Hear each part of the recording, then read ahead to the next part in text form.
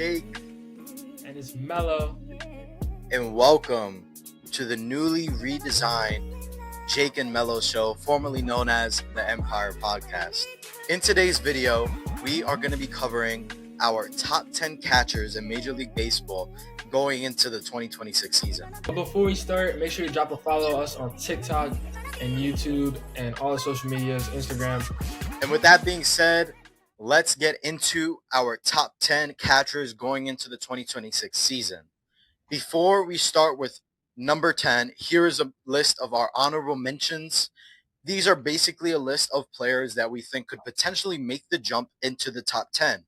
Now, the people that you see on the screen might be in one of our top 10s, but might not be in the others. So just keep that in mind as we go through our list.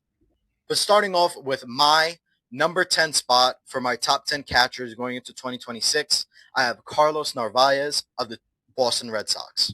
In 2025, Carlos Narvaez had a WAR of 2.6. He batted .241 with 15 home runs, alongside a .306 on-base percentage and a .726 OPS to go along with phenomenal defense behind the plate.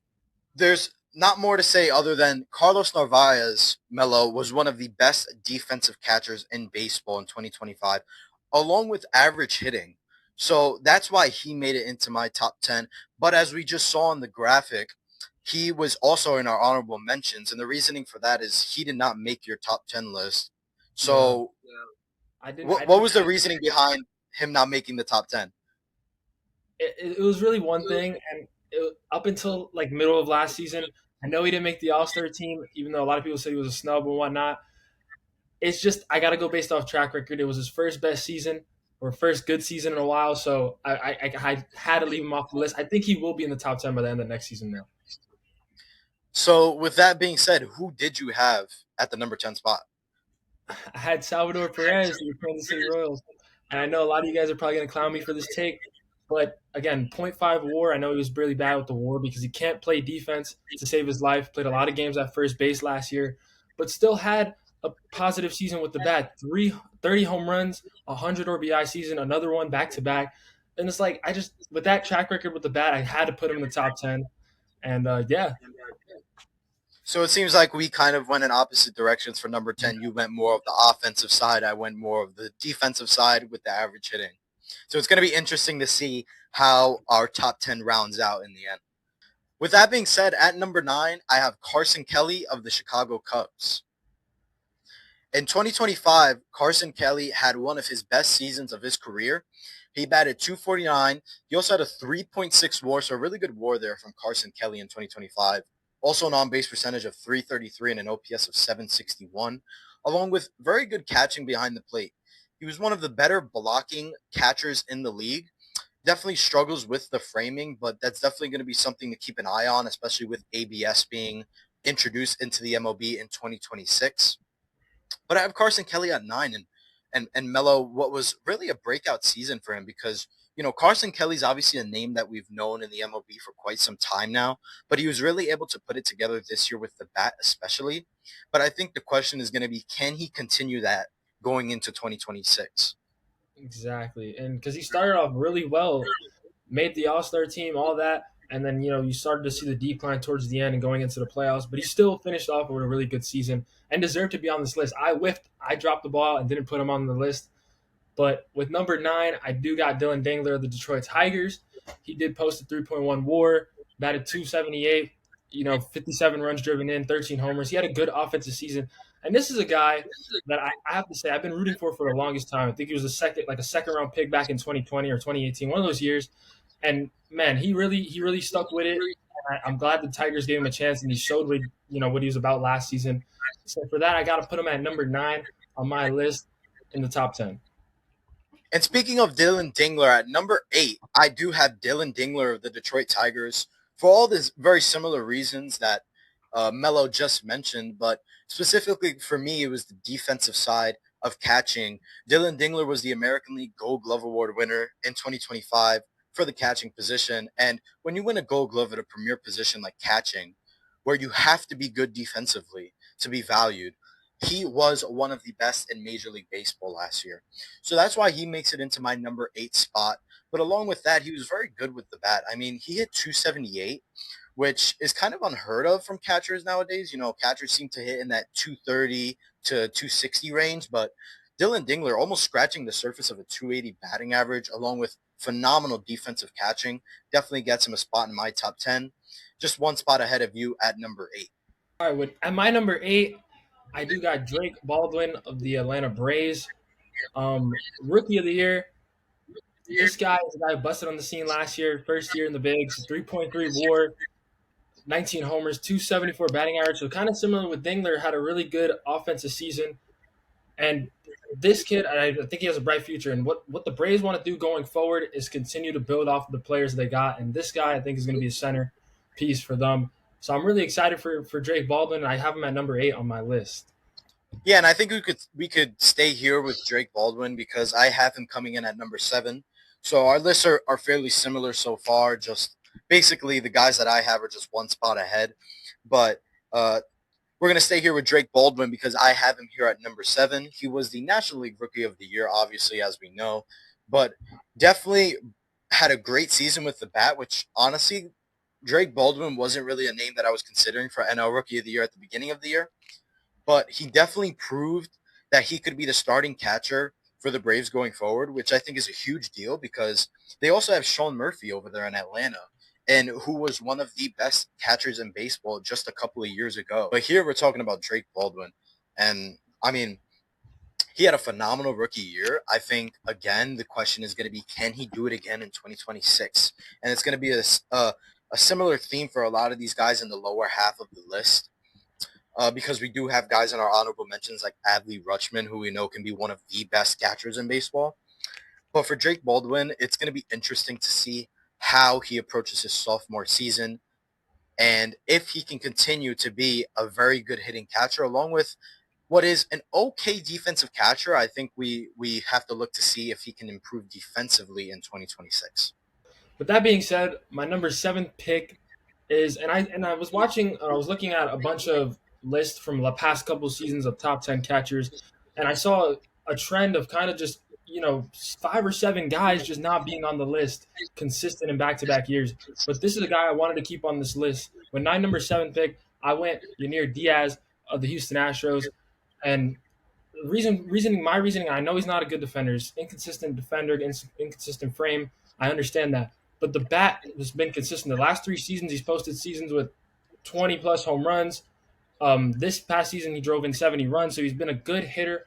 And I following a trend with my list that I kept a lot of offensive catchers rather than defense. And I know defense is very valuable at this position. But Yanir Diaz is a guy I wanted to just keep on this list. I have him pretty low on the list, but with the 7th slot, I went with Yanir Diaz, a guy who I still believe is still a little young, but can maintain his offense and hopefully can get better defensively as well next season.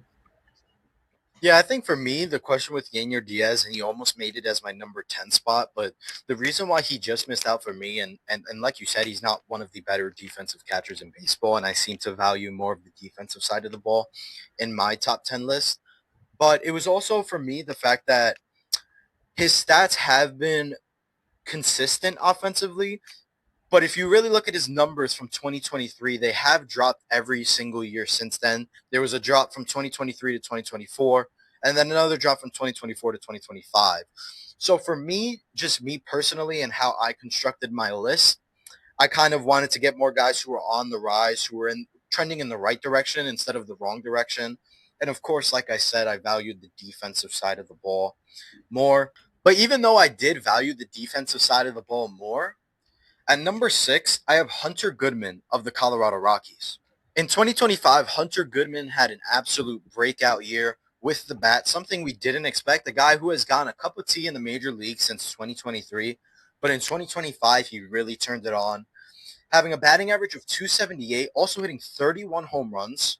He also had a WAR of 3.7, drove in 91 runs, but also had an OPS of 843 with a 323 on base percentage. So an absolute breakout year from Hunter Goodman all around. And to be honest, Melo, we really didn't expect this kind of year from Hunter Goodman. I mean, Hunter Goodman's not even a name I was thinking of to begin the 2025 season. And here we are, me having him at number 6 on my top 10 catchers list going into 2026.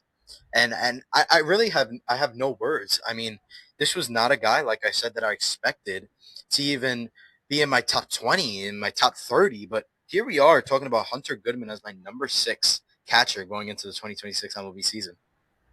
Yeah, and it's insane, Jake. Like I did not see this coming, but the guy had an unbelievable season, almost a 4 WAR, an All Star, a Silver Slugger. I also do have him at 6. So just to add on to what you said, he was unbelievable last year.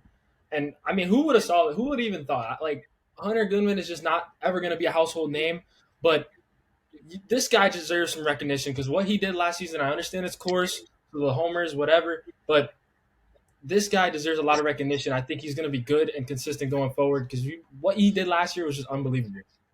And there's a lot of guys. I know the whole thing with the Coors effect that obviously it helps guys hit better, but there's also a lot of guys that have played for the Rockies and who have not been able to produce with the power, even with having Exactly. natural power. So what Hunter Goodman did last year, along with playing the catcher position last year, was honestly unexpected. We did not expect this from Hunter Goodman, and he is definitely a potential breakout candidate for last year's season because he's just a guy that nobody was expecting to perform the way that he did last year. And like you said, Silver Slugger, All Star, I mean, the whole nine. Hunter Goodman was definitely deserving of being in our top 10 and coming at a very respectable number 6 position. Starting off our top 5 catchers going into the 2026 MLB season, I have Shea Langoliers of the Sacramento A's, or just the A's, whatever you want to call it. Kind of a weird situation going on over there. I don't know what to call them. I'm pretty sure they're going to be having jerseys that say Sacramento on them next year. Yeah. So I guess we'll call them the Sacramento A's for now. But nonetheless, Shea Langoliers is my number 5 catcher going into the 2026 season. In 2025, Shea Langoliers was phenomenal with the bat once again, being one of the best hitting catchers in baseball. Batted 277. He had a 3.9 WAR, so one of the highest WARs that we saw in baseball last year from the catching position, along with a 325 on base percentage, 861 OPS. He also drove in 72 runs. I believe I said he hit 31 home runs, but if I didn't, he hit 31 home runs as well last year. And what was a phenomenal, again, a very good, I shouldn't say phenomenal, but a very good offensive season from Shea Langoliers. And it's sort of what we expect from Shea Langoliers going forward for an athletics team that is not only young, but is trying to prove something in 2026 because they have good guys on their team. Just recently acquiring Jeff McNeil from my New York Mets, but also having guys like Jacob Wilson, the breakout of Nick Kurtz, who you will probably see in next week's top 10 video where we're going to be covering the top 10 first basemen going into the 2026 season. But another very good year from Shea Langoliers and what I expect to be another good offensive season in 2026. So Shea Langoliers is my number 5 catcher going into the 2026 MLB season. All right. To start my top 5, at number 5, I do have Alejandro Kirk of the Toronto Blue Jays. And maybe this is a little bit of a Yankees fan in me that I don't have him any higher, but I genuinely just didn't see a lot, like stats wise, throughout the regular season. I know he did turn it up in the postseason, absolutely cooked my team and every team, honestly, that he faced. And I really do think the Blue Jays should have won that World Series. So I do kind of feel bad for him. But he did have a 2.3 WAR this past season, 15 home runs, 76 RBIs, nothing crazy. Like that's pretty solid from him. But what stands out about him is the glove. He's one of the best arms from behind the plate. And I didn't value defense, but I have to value defense with him because his defense is what obviously makes him a complete catcher. So at number 5, I do have Alejandro Kirk. Yeah, and I think that's a good reasoning. I think Alejandro Kirk is definitely a top 5 catcher. I do have him a little higher on my list. But Alejandro Kirk had a very good 2025 season and what I expect to be another good season in 2026. But like I said, I do have him a little bit higher on my list. So, but before we get to Alejandro Kirk, I have my number 4 catcher, who is William Contreras from the Milwaukee Brewers. And William Contreras had a good year last year, but I think he could have an even better year in 2026 He batted 260. He had a 3.9 WAR, so again, a very good WAR for a catcher. 17 home runs, 76 RBI, so did a good job of driving in runs, and a 754 OPS. The reason why he didn't get into the top three for me was because of his defensive metrics. They're not terrible. He's not like a negative 10 defender or anything like that. I think he's just on the cusp. He's about a negative 3 defender, I believe, if you look at Fangraphs. But to me, it was really hard to keep him out of the top three.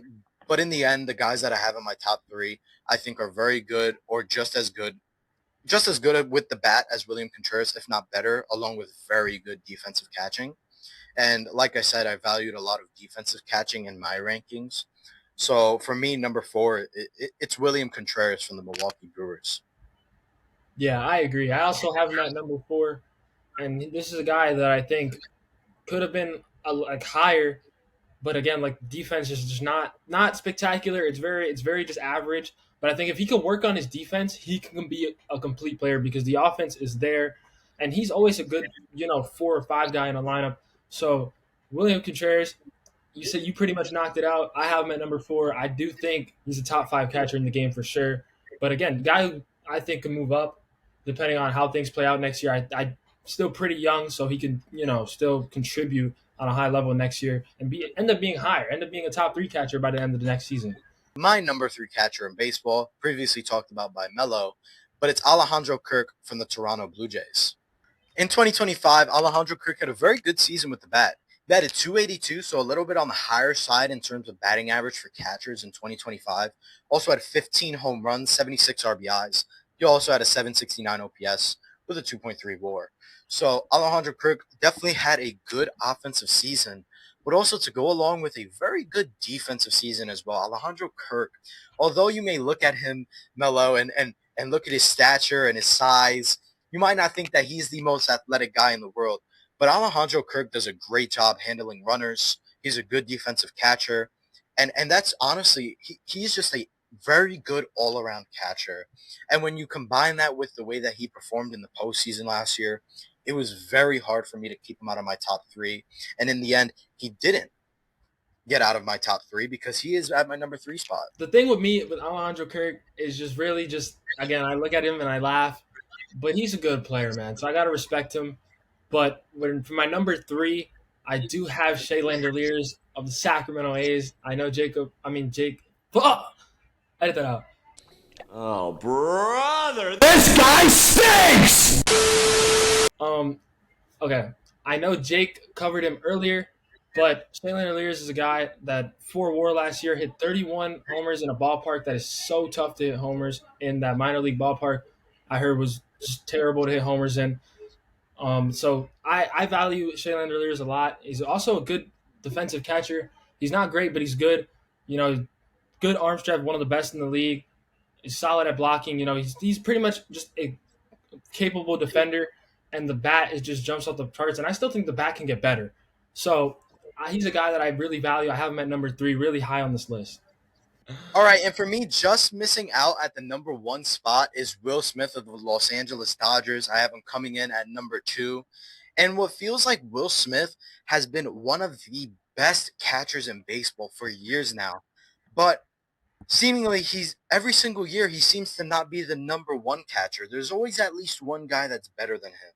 So it's going to be interesting to see if Will Smith can be able to grab the number 1 spot next year. But for me personally, Will Smith is not the number 1 catcher for obvious reasons because of the season that our number 1 spot guy had. But for number 2, it's Will Smith. In 2025, Will Smith had the best batting average, I believe, amongst catchers with a 296 batting average. He also had 17 home runs, 61 RBIs, 4.5 WAR. So again, a very good WAR for Will Smith here, as well as a 901 OPS and a 404 on base percentage. So the stat that sticks out for me here is the on base percentage and the OPS. I mean, an on base percentage above 400 is phenomenal, especially with a 901 OPS. But that's what we expect from a guy like Will Smith when you're in a star-studded lineup like the Los Angeles Dodgers lineup is. And I think that's why I think Will Smith will continue to be one of the best catchers in baseball going forward. And Will Smith, like I said, He's one of the best catchers in baseball, not only on the offensive side, but on the defensive side as well. A very athletic catcher. It reminds me a lot of a young JT Realmuto. All right, yeah. For number two, I also got to agree with Jake. It's Will Smith, and I 100% agree with your point. He's always been number two on every list, whether it was JT Realmuto a couple years back being better than him. The past couple seasons has been Cal Riley, our number one guy, obviously. So Will Smith, again, I'll just quickly go over. It was really good last year, and he just it's crazy how consistent this guy is because he's been. I feel like since he's been in the league, since they won the World Series, that Mickey Mouse World Series in 2020, I feel like he's always been a top three guy. So there's not much to say about him other than the fact that he's an amazing catcher, and I know every MLB fan of every team wishes they had this guy on their team. But with that being said, we are going to kick off our number one spot, and I will be starting off with my number one spot, which is, of course, Cal Raleigh of the Seattle Mariners. And my God, Melo, what a season from Cal Raleigh. I mean, I honestly, I can't believe that Cal Raleigh had the season that he had because he started off so hot. And at one point in the season, I kind of believe there's no way he keeps this up. But Cal Raleigh, 247 batting average, which obviously is a little bit on the lower side, but here's the standout numbers. 60 home runs from Cal Raleigh. And get this, we floated around a 4 WAR for all these guys in the top 10, specifically in the top 5. Cal Raleigh's WAR in 2025 was a whopping 7.4, almost 3 points higher than the guy who finished in second place, Will Smith. But along with that, a 359 on base, a 948 OPS, 125 runs batted in, and what was an absolutely phenomenal season by Cal Raleigh. And not only that, but we have to talk about the fact that this guy in the 2025 regular season did not allow a single passed ball. That is unheard of. And with the amount of games he played behind the plate, Cal Raleigh, to me, and I'm sorry, and I know if there's any Yankee fans watching this, they're going to hate me for saying this.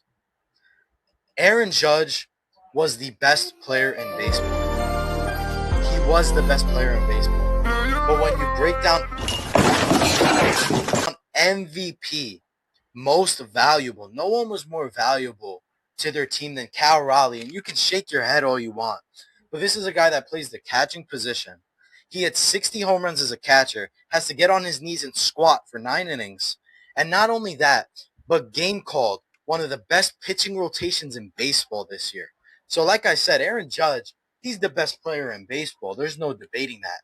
But when you break down the words most valuable player, there is no player that was more valuable to their team this year in terms of Cal Raleigh. What he did offensively, defensively, play calling for that pitching rotation. To me, Cal Raleigh was the most valuable player in baseball, whether you want to hear it or not. You just want to be different, bro. It's all good. Nah, I'm not going to be different. It's the truth. Before I want to disagree, let me give him his props. I know he did have a 7.4 WAR. I think Fangraphs had him at a 9, which is just insane. The fact that he's almost sniffing 10 for a catcher is insane. I know how great he is. You know, he has the nickname Big Dumper for a reason. You said it. He didn't have a pass ball last year. I get it. He's really good, but he's not the MVP. He's just not. And I understand you take him off the Mariners to become a worse team. I get that, right? But what Aaron Judge has been doing for the past couple seasons and just the records he's breaking, there's nobody better than Aaron Judge. And obviously in the NL, there's no one better than Shohei Ohtani. I firmly believe they will win the MVP for the next 2 to 3 seasons.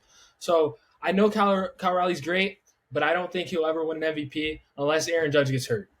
I got to give my props to Cal Raleigh. Whether you believe he's the MVP or not, I don't think that he's the best player in baseball. I think that's Aaron Judge.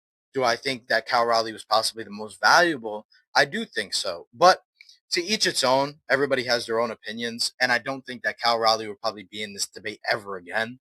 I think this was just a phenomenal breakout season for him, but he'll probably go down to probably hitting still very good, but probably hit around 40 home runs next year. I mean, what he did this year was just absolutely insane. I don't see it ever happening again. Exactly. With a guy like Aaron Judge, where he'll probably do it again. Exactly. Because he's done it for about 6 or 7 years. 6, 7. I just been right on the highway. He's done it for about 6 or 7 years. So I like the argument, but I really do think it's not. I don't think he'll ever do this again because it's insane what he did last year. But he's a great player. Just I don't like when they try to compare him and make him sound like he was the MVP last year. He just wasn't. But again, it was an argument. But I saw a lot of people thinking he was the MVP and getting really upset at it. I was like, come on, this is no. Well, to each its own. So that's gonna wrap up our first video here on the new rebranded Jake and Melo show. We appreciate you guys watching. Like Alex said before, Melo, I'm sorry, I gotta get used to it. All right, I'm getting used to it. This is the first episode. It's Melo. I will continue to say Melo, Melo, Melo, Melo, Melo, Melo, over and over again until I get it right. But for now, if I say Alex, just let it go by. All right, it's Melo. I get it. It's the Jake and Melo show, not the Jake and Alex show. Trademark, bro. You gotta trademark that, I know. I gotta get better. But with that being said, thank you guys for watching. Like Melo said earlier, make sure to follow us all on our socials. Subscribe here on YouTube. If you're following us on Spotify, make sure to drop us a follow there as well. Or, of course, follow us on Instagram. Follow us on TikTok. The TikTok is doing well. We're over 4,000 followers there. But what I will say is if there is anybody listening on Spotify, make sure to definitely subscribe to us on YouTube because starting very shortly, we are not going to be publishing anything on Spotify anymore. We're going to be YouTube exclusive. Yep. So make sure to follow us on YouTube. Who knows? Maybe this isn't even posted on Spotify. I don't even know yet, but we'll figure it out. But make sure to drop us a follow. Stay tuned for more videos coming soon. But also, next week, we're going to be continuing the series next with the top 10 first basemen going into 2026. Thank you guys for watching. We'll see you guys in the next video. And peace out, y'all. Peace. Peace.